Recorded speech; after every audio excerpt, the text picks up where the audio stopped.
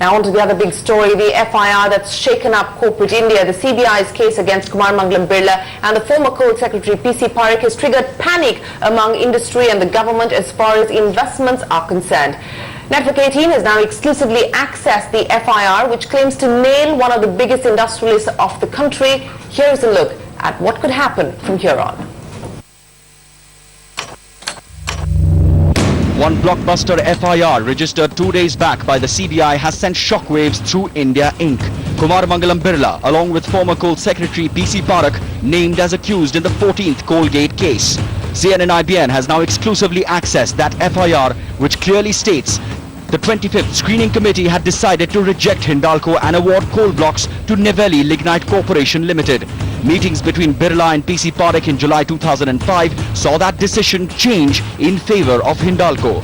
The FIR also states Parekh abused official position and allotted coal blocks to Hindalco, showing undue favors. The FIR claims there was approval from a competent authority. So who is this competent authority who gave its nod? Considering the portfolio was held by the Prime Minister at the time, this could snowball into a bigger political controversy. But can the CBI prove these undue favors?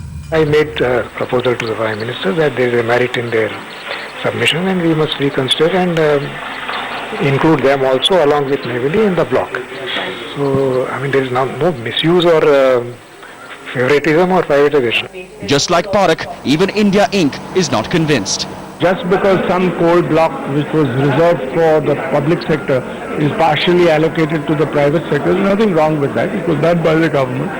So I think it's a bit ridiculous and it will spoil sentiment, it will spoil the perception. I've never been so depressed about my country for the last 20 years as I am today, especially after what they did to Kumar Mangalam Birla. I think it was inappropriate, to say the least, and I think that it has put India Inc. again back many steps. Not just India Inc., but many in the government too had expressed concern. Definitely injurious to the health of our democracy as well as to its economy.